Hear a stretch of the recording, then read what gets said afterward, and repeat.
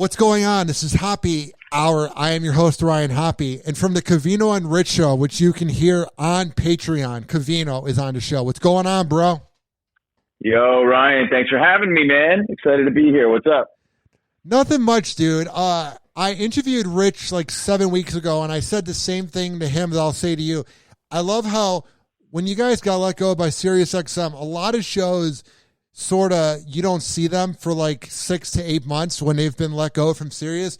But I love how you guys were back on the grind enjoying Patreon that Monday. You guys were back at it. It's fight or flight, right? What are you going to do? Back against the wall. You got to come out fighting, come out swinging. And look, I got to be thankful that SiriusXM even gave me a platform to have an audience to immediately turn to, right? Have a listener base where we had the opportunity to even do that and jump on Patreon and keep it moving. We didn't want to lose any momentum or take a day off, right? Have people forget about you because people move quick and we didn't want to be replaced, and we wanted to get out there and start building immediately because it was a shock to everybody. It was a shock to us, but the industry's changing and we realized, all right, this is our chance to jump out of the bubble and start a podcast. And, we knew that was bound to happen eventually. We just didn't think it was going to happen this year, but the pandemic changed everything. So I'm joining this network called the No Filter Network, and it's similar to Patreon. I had to apply for it, and pretty much it's for like uncensored shows. And a few of the guys like Tony Bruno are on there, the guys that have got in trouble for saying things.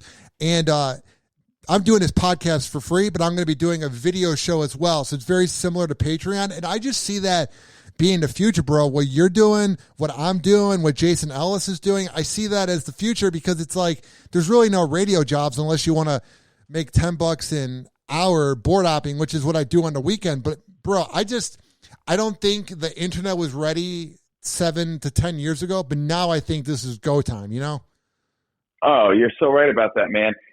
A very famous radio host who I shall not name because he's on my shit list once said that there are less radio jobs available than spots in the major leagues. It's true. Terrestrial radio's dead.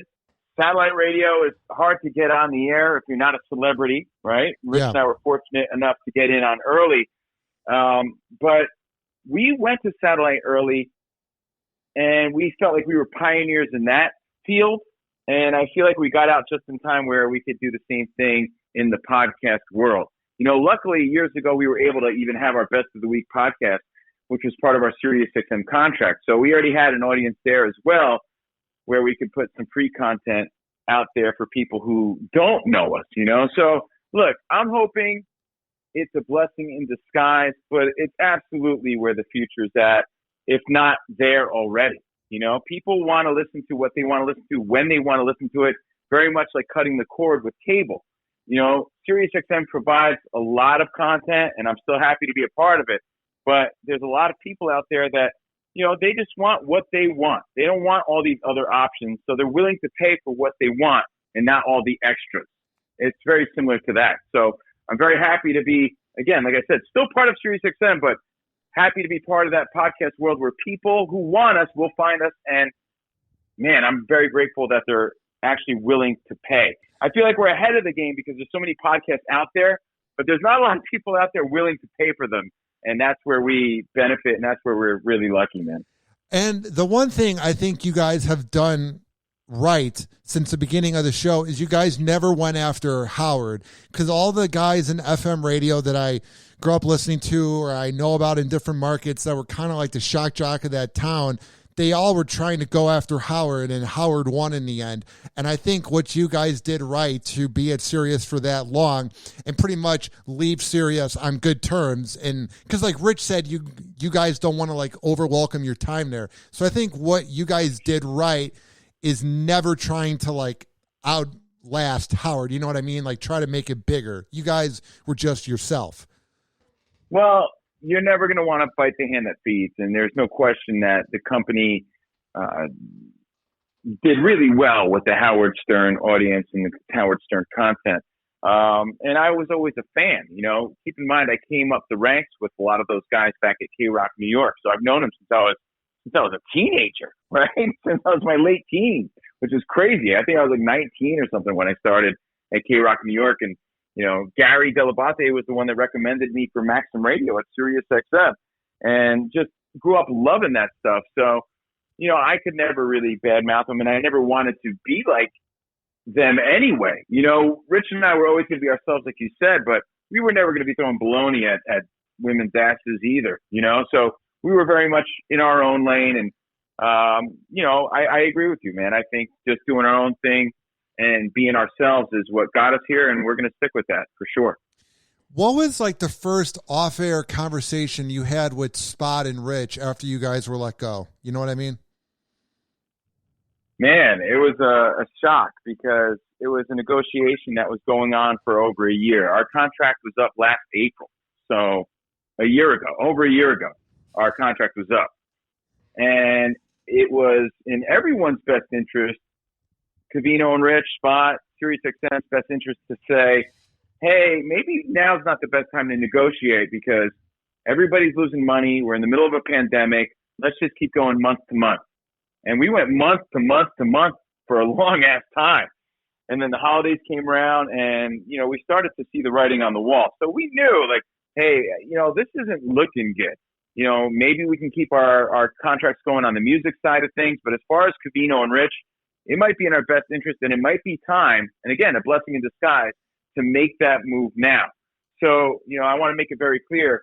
We weren't fired, and we weren't really let go either. It was SiriusXM coming to us with an exclusive offer that we simply couldn't accept. They wanted to change their pay structure and the show structure and sort of fit it into a podcast sort of world. And at that point, Rich and I knew, well, that doesn't really make sense because we could do that on our own now, which we would have never have been able to do if we didn't have that platform on SiriusXM to begin with. So like I said, I'm still very grateful, but it was still very much a shock. So when we realized that the writing was on the wall, like, hey, man, we can't really survive on that offer, and we could probably do this on our own. We just went to the drawing board and said, well, what is the best option? Where could we do this? This Patreon stuff seems to be working out for other people. We were aware of what was going on in that world. And at the same time, we were also excited. I mean, don't get it twisted. Scared, shocked, all those other things. Miserable about moving on because it was the end of an era or a chapter, but excited at the same time to, again, get in on where the future's headed, which is the world of podcasts. We were very fortunate to be on the SiriusXM, the satellite thing, early. Like I said, I'd rather be in on the podcast world early than late. I feel the same way because I wouldn't say nervous about this new show I'm doing, but it's weird because it's so early on that it feels like podcast 2011. You know what I mean? It feels like it's going to be like, what's the word? Like a gold mine. And it feels like now is the time to get in on it because you don't want to be the one that comes in late and it seems like a bandwagoner. Right. No, look, it is like a gold rush and you're in the Wild West and, but it's good to be out there and it's good to be out of that bubble and it's good to be ahead of the game. And ahead of the game, I use that term loosely because people have been into podcasts and people have been streaming and doing their own podcasts for a long time now. But now I think we're all seeing, an explosion, a revolution of this sort of thing. And, I think it's a great opportunity for you. It's a great opportunity for everybody. And, I spoke against them, but I never hated the game. I just hated the player, because a lot of people compared podcasters often to what we were doing. I'm glad there's a platform for everybody. But what we do and what we did was much different than people chiming in once a week or, once every few weeks to babble about nonsense. We were doing a daily show every day, and we still do that, and we hope to continue doing that. So, again, I know I spoke poorly about the podcast world before, but it was never the platform. It was always the player, not the game. So I work at 1025 The Bone, which is like similar to like what you guys were doing on Faction Talk in Tampa. Like it's like FM talk radio, and I am a fill-in during the week when needed, but I produce all the weekend shows. And I grew up on radio, so like my podcast, when I do my rant show or when I do these interviews, is very much a radio format, even though it's in the podcast format. So yeah, I kind of can relate to you in that factor of like being annoyed. Like I get annoyed, and it's sort of my ego when I look at like the podcasts that are like popular and they have no format, and they're sort of popular because they're like celebrities or it's about murder. You know what I mean? Like you want to right. Like my girlfriend's really into like murder documentaries and murder podcasts and murder TikToks. And I'm like, because she's like 4 years younger than me, so she's Gen Z and I'm millennial. And I don't want to be the old man on the front lawn, but there's a part of me where I kind of bite my tongue and I'm like, why do people like this? You know what I mean? It's like that ego thing. It absolutely is. And that's where I was coming from years ago. But, you know, I realized that I could still do what I do and use that platform to my advantage, and the cream will rise to the top. And, you know, real content creators and real hosts like yourself and Covino and Rich will hopefully be the show that people turn to. And the other stuff is niche, you know, and there's a place for that. It's just different. That's all. I don't want to be thrown in the same sort of conversation as those shows, but it's just a different mentality altogether, man. Like growing up, you know, I'm a little old school. It was always, you know, I was always against if you can't beat them, join them mentality, right? I was like, if you can't beat them, then try harder. That was sort of my mentality. Now the world sort of accepts that mentality. Like look at sports. Sports is if you can't beat them, join them. You know, people leave their teams to be on better teams, and the world's okay with that. So I look at it like, hey, man, I'm happy now to be a part of this world. You know, I don't think terrestrial radio or satellite radio or anything else is going to compete with the podcast world. So I'm happy to be a part of it now. I just want to be the best or one of the best in that world. And, you know, like I said, maybe a blessing in disguise, because perhaps we should have done that years ago, you know, but better late than never. And it forces you to be better. It just does, because now we're our own boss. You know, now we're responsible for keeping our subscribers happy. You know, we have to take accountability.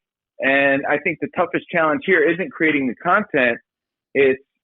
It's being business owners now, small business owners.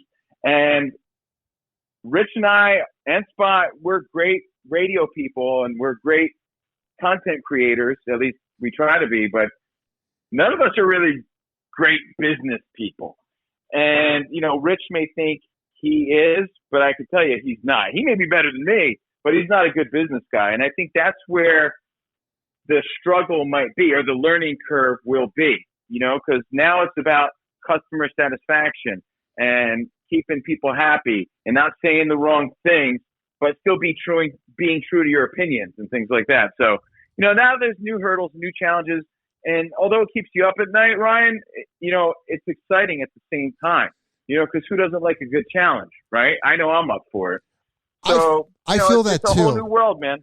Well, the thing is, like, so I'm 27 going on 28, and I think when I was 22 through 24, I really wanted the acceptance of everybody, and I tried so hard. And in a way, I was almost cloud chasing, because I was trying to, like, it's not that I was using other radio people, but I was interviewing people that I wasn't even a fan of just so that they could retweet it. But now I just interview people that I'm a fan of. And like, I'm not getting as many listens, and people will be like, oh, well, don't you feel bad that you work hard, but you don't have your own show on 1025 The Bone? And it's like, no, like I have that chip on my shoulder. You know what I mean? Like it's fun to like own your own thing. It's fun to build it, because I want to have my own empire. You know what I mean? Like what you guys are doing. Like I have this pride, Covino. Like I want to build it on my own. Like I want to, like, I've made it already because we're doing it. But I want to have that moment where I look at my bank account and I look at this and that and I go, I fucking built it on my own. And that's like my new attitude, is I don't want anybody else's help. I want to have Ryan Hoppy do the best Ryan Hoppy he can be. And I want Covino and Rich and everybody to do the best version they can be, if that makes sense. And that gets you out of bed in the morning, man. For real. Yeah, that gets you fired up, and it keeps the fire burning. You're responsible for your own success here, and it's all riding on you. And that's how Rich and I, along with Spot, feel. Like, okay, well, this is on us. Let's go. Let's bring it.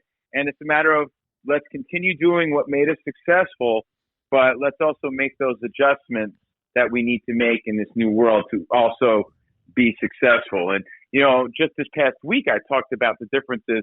When I was on Sirius XM and, my opinions didn't jive with someone else's, I would be like, yeah, dude, whatever, beat it. I don't care. Right? Because, I really just didn't care as much as I do now, where I realize that people who subscribe to me are really subscribing to me. So I'm going to keep my opinions true, but I'm not going to tell this guy to necessarily beat it the way I used to, because I now rely on that guy to subscribe. So again, it's walking that fine line of staying honest and being a good business person, but at the same time, not trying to rub your subscribers / supporters the wrong way. And I realize that, some of our listeners are a little sensitive sometimes when they don't agree with your opinion. So it's a tightrope act, but again, exciting. And when I hear you talk about it, I feel the same way. And that gets me excited, man. I love radio. It's what I've always done. It's what I do. And, if I didn't have this opportunity on Patreon, who the fuck knows what I'd be doing, man? I have no clue. But, I'm still on the grind. The numbers are looking good. We're getting great feedback.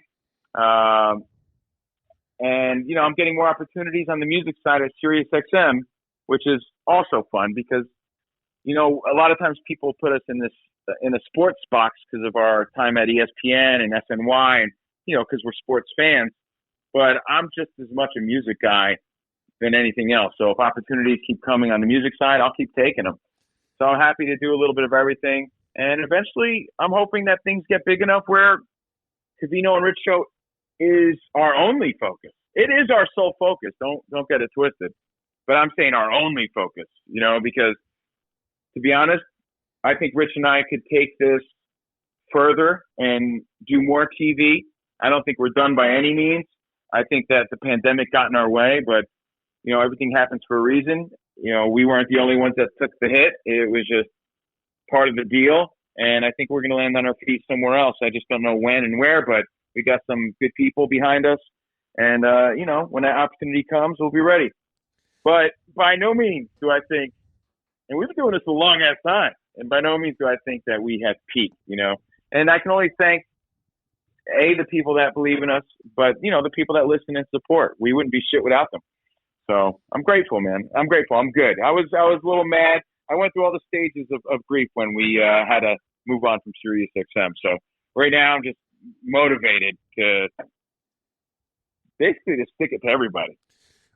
I feel the same way, but I think the one thing you guys did right, even if you would sort of go off on a person that called in, I went to your event like a year and a half ago at American Social in Tampa, and like I've been to other radio events, and like it was the nicest audience I've ever met, but also a very gritty audience. It was the most almost bizarre thing I've ever met. Like there were just dudes that were awesome, and like it's a culture you guys built because there's other huge radio shows and like you go on their Facebook groups and they're just being vile and they'll post very offensive memes that, will make me chuckle, but like they go, why am I getting banned from the group? And it's like, because it's just a very vile environment. So I think you guys have done a good job over the last 17 to 16 years of building a fan base that's edgy, but not offensive and not mean.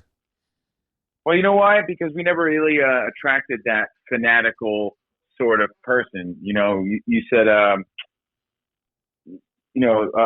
fan base. It's more like friendships, and we, well, I gotta be honest, I take a lot of pride in what you just said because we've done it long enough where we've weeded out all the mutants that would rub people the wrong way. And I think we found our like-minded sort of core audience. We just hope to expand that a little more. So yeah, it's a great testimonial for what we've built for sure. When you come to one of our events and you realize that, man, there's a lot of cool people here. And, I have a lot of fun with that. And that's why we have, great events and great experiences, and why I made so many friends along the way, and those were conscious things that we did years ago. Those were like little radio tricks that we did, and it didn't happen by accident. For example, when we first started out early on satellite radio, people used to call up using their nickname or their handles, right? And they would call up and be like, "Hey, man, this is Bo Weevil." I'm like, all right, Bo Weevil, what's your real name? "Oh, hey, my name is John." All right, cool, man. You're John from Texas, right? Yeah. We didn't need Bo Weevil or Big Hoss and or Bubba or, everyone had a stupid nickname that they went by, and we didn't necessarily need that. Like, "Hey, who are you? You're John from Texas? Cool, man. You're a cool dude. Let's get to your phone call." And I think that sort of like little things like that weeded out the riffraff, let's say. And, you see that at our events. So it's also a double-edged sword, though, because with that, you want as many eyes and ears listening as possible. But, I think we're choosing quality over quantity when you do that. But, hey, man, it's worked so far, It just gets tiring because the 102.5 The Bone audience is Florida people. So it's great, but the people that are mean towards me, it's just tiring because it's just like you're not getting mad at them because you feel bad for them, but it's just annoying to get that tweet where it's like, "You suck, burn in hell," and then it's like some dude with like a dyed like black beard, and it's like that he loves craft beer and he's manly, and it's just a very political account. Hey, it's tiring. You know what though, man? But it's tiring, but it's also the world that we live in, and it comes with the territory. Yeah. When you're going to put your opinions out there, you have to know that you're going to get this sort of feedback. And hey, man, it happens all the time, and it's human nature on our end. We have to take accountability, you, myself, and people that do this, to not focus on that, because, when you really think about it, you're probably getting 90% of great feedback. It's Yes. just that 10% that stands out and you're dwelling on it. So, I've learned to not dwell on it. Don't get me wrong, I'm human. Every once in a while, I'll read some shit that hits me in the nuts, and I'm like, oh, man, but again, that's my fault for focusing on that and not the other 90% of the praise that I'm getting. Now, if you're getting more negative than positive, then maybe you suck and maybe they're right. But I think there also is something about that person looking for your attention, right? There's no doubt about that. And then sometimes you have to speak their language. I've always said, even still on this day on Turbo and on our Covino Rich show, if you hate me, I'll hate you back. Sometimes I'll go back at you. Not like Kevin Durant, where I'm losing my cool and I'm saying inappropriate things that I shouldn't say as a quote-unquote public figure or professional, I should say. But, hey, I'll come back at you. And sometimes that's all it takes. And that's all that person wanted. A lot of times that guy's not a bad guy. He's just trying to get under your skin to get you to react. You react, and then, hey, maybe you won him over. A lot of times that works for me, man. Like, all right, because I come from a place of ball busters, a place where that was sort of loving. Like that rib was like, hey, man, I kind of dig you, but I'm going to come at you and see what you got. I'm not saying that, I'm a tough guy by any means. I'm not. I'm just saying I'm fluent in that language.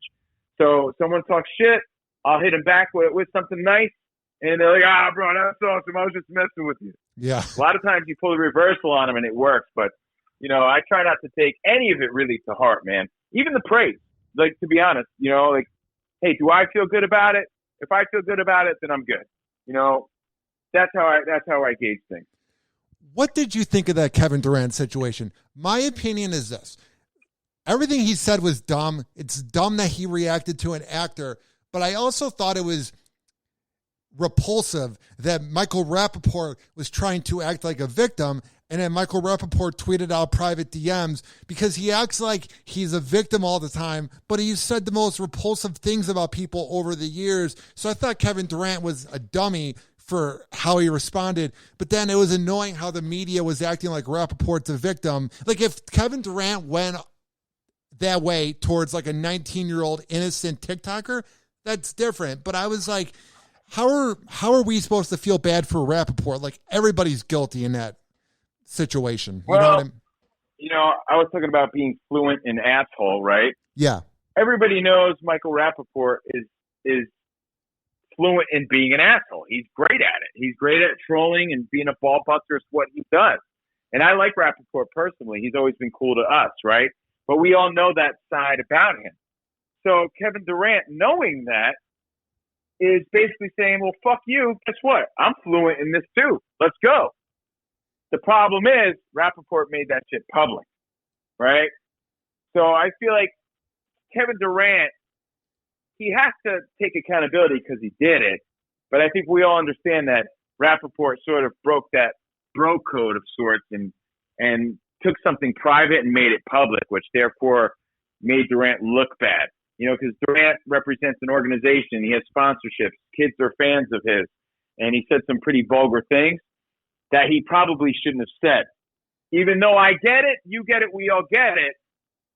You can't trust a guy like Michael Rappaport. We live in the world of screenshots. So, I wouldn't do it. If I was Kevin Durant, I wouldn't have done it. But I know he probably thought he was in a safe space speaking the language that Michael Rappaport speaks. And I thought it was a bitch move. And again, I say this kindly because I like Rappaport, but it was a bitch move for him to act like he doesn't play those games. He never says stuff like that. Like, he always says stuff like that. That's who he is. So he got a dose of his own medicine and then went public with it. And the whole thing went, out of control. And I think it was a bad look for all of them, to be honest.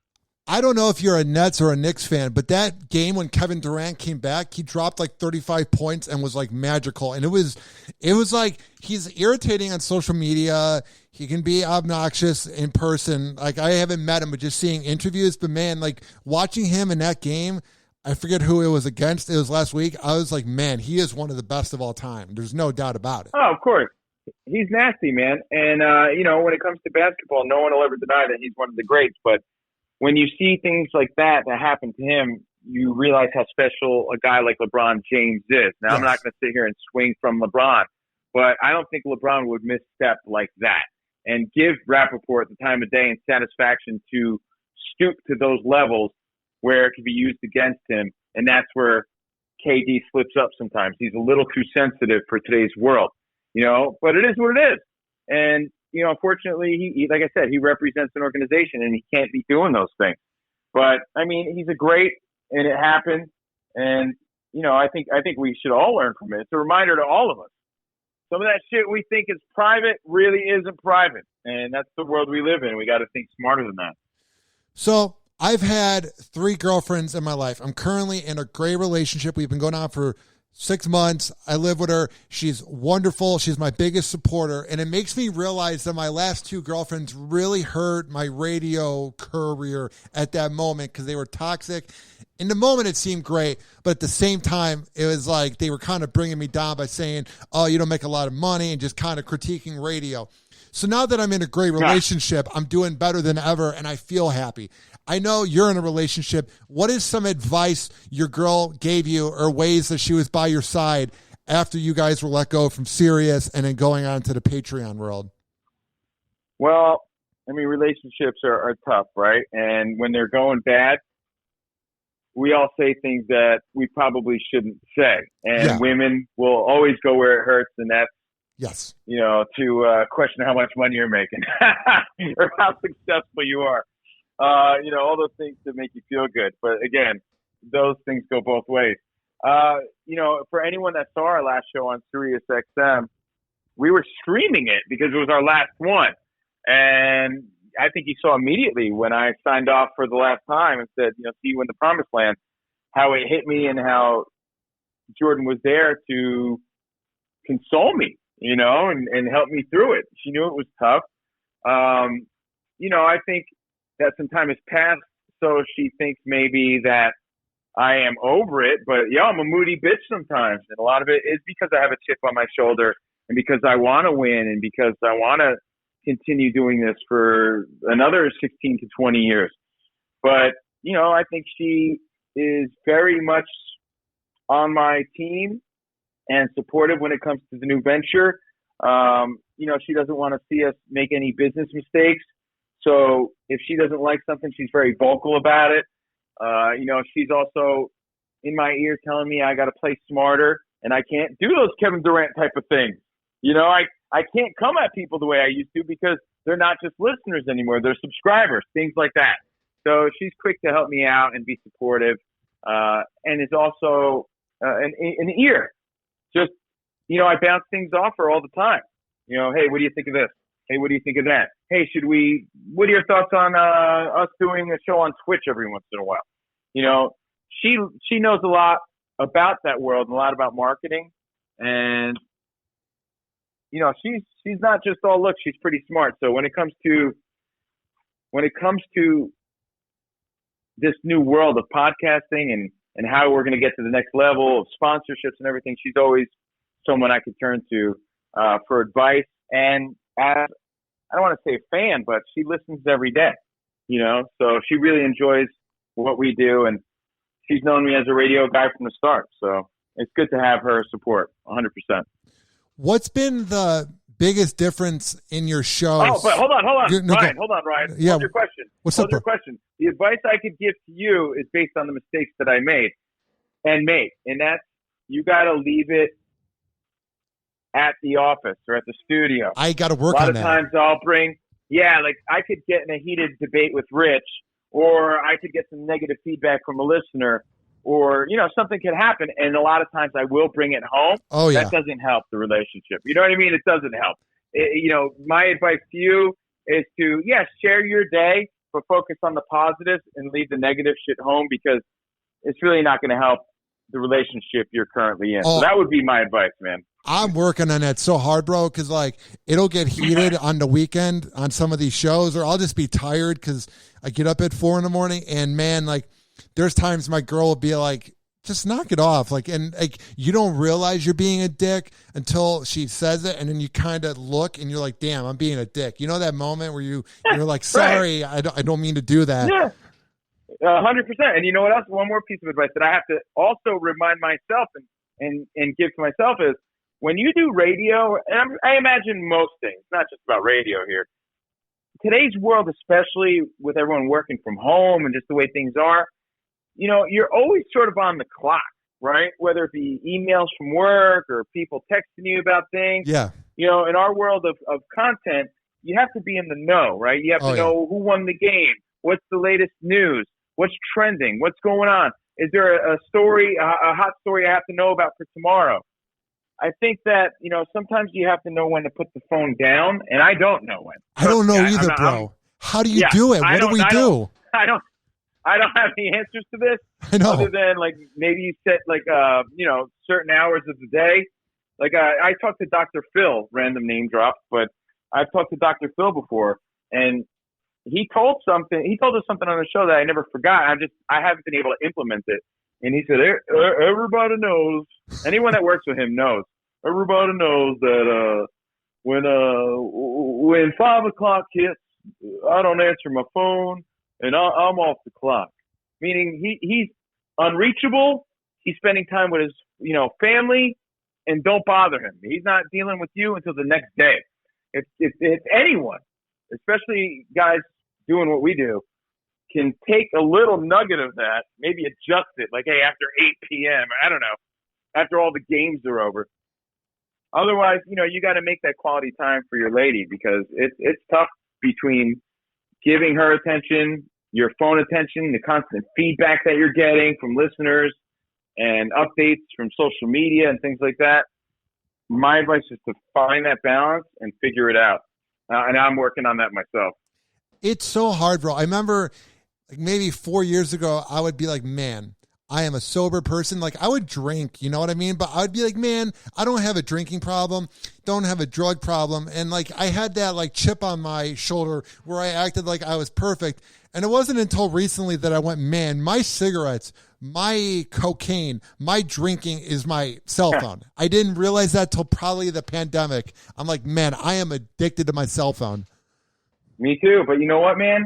It's tough because it's not necessarily that. And this is what I try to explain to my girlfriend sometimes.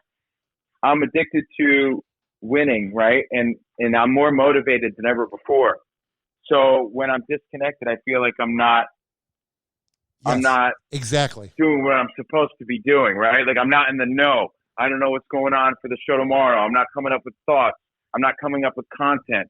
You know, I'm in my mind, I'm staying relevant on what's trending, what's happening, and that all has to do with me being more motivated than ever. So, you know, there's an excuse.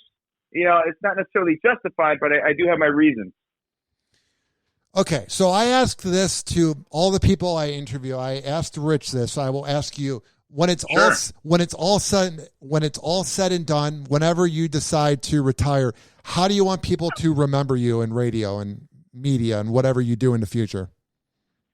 You know what's funny, man, is I know I'm getting older, but you know I don't see it. I see it a little bit, but I don't feel it. I don't act it. And the word retirement isn't even in my vocabulary yet. Like, I don't even think about it. Like I said, I don't even think we peak, and that's not even my ego talking. I really, truly believe that. I don't feel that Covino and Rich have been giving the opportunities that we need yet to really shine. You know, we've been given some great ones, don't get it twisted. But I still think that there's something bigger and better out there for us, and it'll come when it's ready.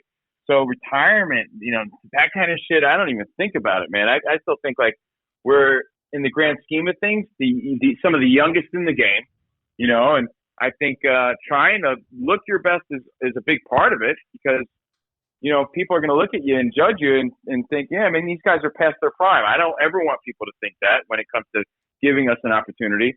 So I don't even think about that. But when all's said and done, I just want people to remember, like, you know, let's say my kid, you know, my daughter. I want her to think of her dad as a guy who worked really hard. You know, he cared about his family, but he worked hard to provide. Nothing ever came easy for him, but he kept trying, and he proved everybody wrong. And in a lot of ways, as corny as it sounds, like a phoenix. You know, we've got burnt, but we rose again and again. You know, again and again. Covino and Rich just keep on going. You know, maybe we never got the opportunities we needed, but we still put out quality content, and we made a good living doing it. You know, that's all. I just want people to know that, you know, Covino and Rich, we brought our best always with good intentions, and, you know, that we were good people, but that we always brought our best and we were easy to work with. Where can people find the show to listen, and then on social media? Oh, man. Our show is on Patreon now. Right? Patreon.com/Covino and Rich. And there's 2 tiers. You can subscribe to listen for $5. And then behind the velvet rope and video features, you could actually see the daily show Monday through Thursday for $10. And of course, our best of the week is available for free at whatever you stream on. Right? So whatever you stream on, look up Covino and Rich and you can get it there. I guarantee it's one of the best live podcasts of all podcasts. It's as real as it gets. It's a coming-of-age sort of show. Rich and I, along with Spot, have grown up together. So from single dudes to living the dad life to everything else that's going on in today's world, we discuss it and break it down every day. So please, at the very least, subscribe to our Best of the Week podcast. And every weeknight, I'm on Turbo 41, and I'll be doing weekends on Boneyard on Sirius XM. So, you know, I love rock music. I love all music, but right now I'm on Turbo, weeknights from 6 to midnight Eastern, and Boneyard, Ozzy Osbourne, his Boneyard coming soon. And, of course, all social media platforms at Covino and Rich and at Steve Covino. Hey, man, I love radio. I love chatting with you. Yeah, you know what? To wrap it up, man, I want people to remember me as a guy who loved what he did, and I did my best doing it. Well, bro, I've been a fan for 9 years, and I knew you guys worked hard, but this was an interview that was very unique for me because, like, I feel like I can relate to you with the social media addiction and having a chip on my shoulder and just rising like a phoenix. So it's been a lot of fun having you on the show, and keep up the good work, bro. Hey, anytime, man. I appreciate the support and continued success. Awesome. Thank you, bro. Thank you. All right, bye. And now with Covino from the Covino and Rich. Oh, geez. And now with Covino from the Covino and Rich show as he called into Happy Hour. Now, I have two versions of my show. I have the talk show version where I play news clips and I rant. And then I have another version where I talk to talk show hosts and people that do podcasts and comedians. So to find the show, I'm on every single platform.